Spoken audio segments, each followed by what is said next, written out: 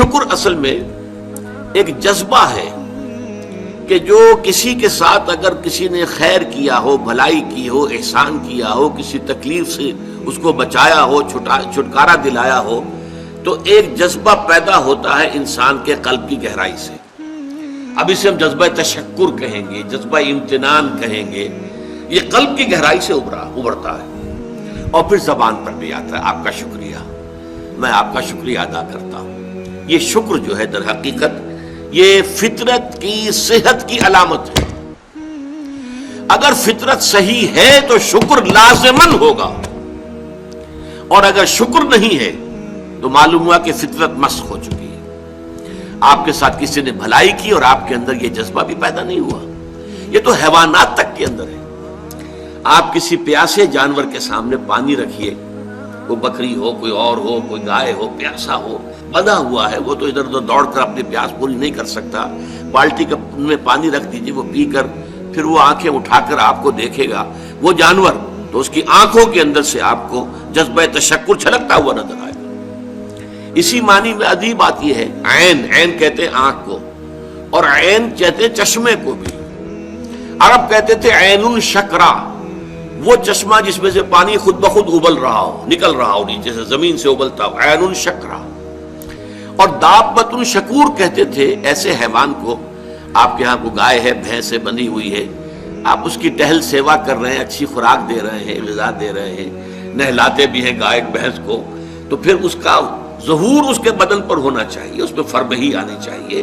تو اس کو کہیں گے دابۃ شکور. یہ شکر گزار جانور ہے کہ اس کے ساتھ جو بھلائی ہو رہی ہے، جو خیر ہو رہا ہے، اس کے نتائج اس پر ظاہر ہو رہے ہیں.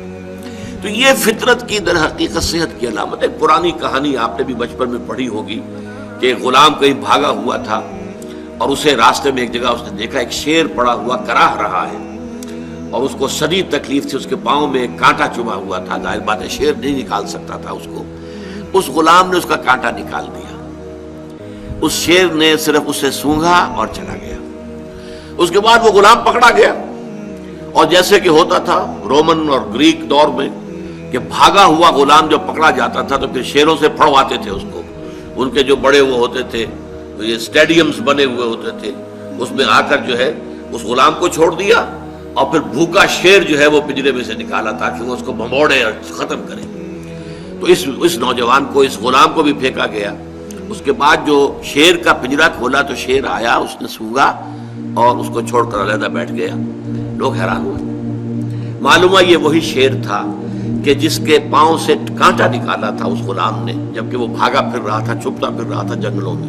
بہرحال یہ شے سمجھ لیجئے کہ شکر جو ہے در حقیقت یہ فطرت کی صحت کی علامت ہے. یہاں تک فرمایا حضور نے من لم یشکر الناس لا یشکر اللہ.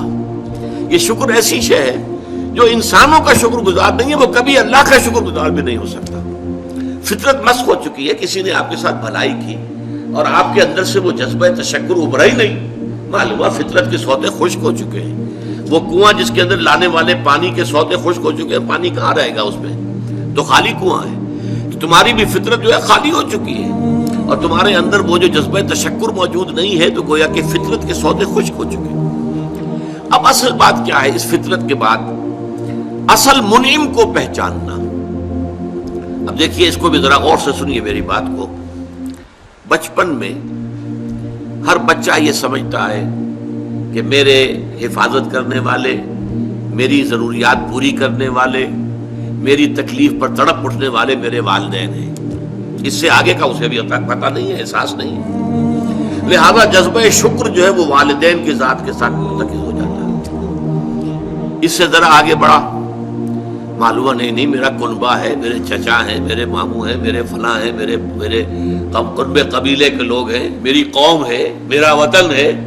یہ سب در حقیقت میرے محافظ بھی ہیں، میرے مددگار بھی ہیں، اور میری ضرورتیں پوری کرتے ہیں.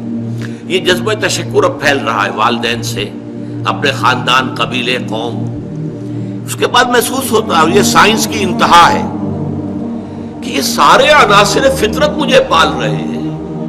سورج کی حرارت نہ ہو تو فصلیں کیسے پکیں؟ سورج کی حرارت نہ ہو تو یہ ہوا، یہ بادل کیسے اٹھے، سمندروں سے بخارات؟ ہوائیں نہ چلیں تو یہ کیسے جو ہے بادل یہاں تک آئیں؟ اور بارش برسے اور پھر میرے لیے گندم جو ہے وہ پیدا ہو، تو کائنات پوری مجھے پال رہی ہے. اور اس میں سب سے بڑی شے جو ہے، یہ سائنس کا یوں سمجھ لیجیے کمال ہے، سب سے بڑی شے سورج ہے. اس لیے کہ یہ بھی کہنا ہے کہ زمین سورج ہی سے ٹوٹا ہوا ایک ٹکڑا ہے، اسی سے سپلنٹر ایک علیحدہ ہوا اور اس کے گرد گھومنا شروع کر دیا. واللہ عالم، یہ علیحدہ بحث ہے، یہ کاسمولوجی کی بحث ہے. لیکن یہ ہے کہ بہرحال ہم جانتے ہیں یہ شکر کا جذبہ پھر آ کر مرتکز ہوتا ہے یہ تمام مظاہر فطرت کے اوپر. اب اس کے بعد صرف ایک چھلانگ لگانے کی ضرورت ہے، وہ چھلانگ جو حضرت ابراہیم نے لگائی تھی. سورہ انعام میں ذکر ہے، انہوں نے ایک تارے کو دیکھا تو کہا اچھا شاید یہ میرا رب ہے. جب وہ ڈوب گیا، غروب ہو گیا، تو نہیں میں تو غروب ہونے والے کو تو رب نہیں مان سکتا. پھر چاند کو دیکھا، وہ بڑا روشن تھا، بہت بڑا تھا، اچھا یہ رب ہے.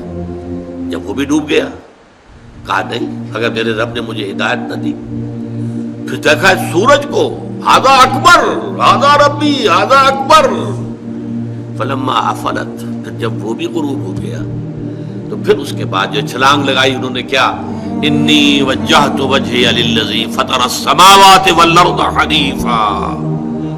میں نے اب اپنا رخ کر لیا ہے، اپنا چہرہ کر لیا ہے رخ پر اس ذات کے جس نے آسمانوں اور زمین کو پیدا کیا ہے، جو سورج اور چاند اور ستاروں کا پیدا کرنے والا ہے. حنیفا، یکسو ہو کر.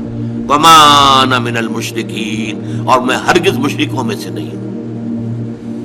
یہ ہے عقل کی آخری چھلانگ. سورج بھی ایک نظام میں جکڑا ہوا ہے، کسی اور نے اس کا نظام بنایا ہے، اس کی حیثیت کچھ ہے ہی نہیں. اس پوری کائنات کی وسعت اور پہنائی میں یہ جو خورشید منور ہے یہ کیا ہے؟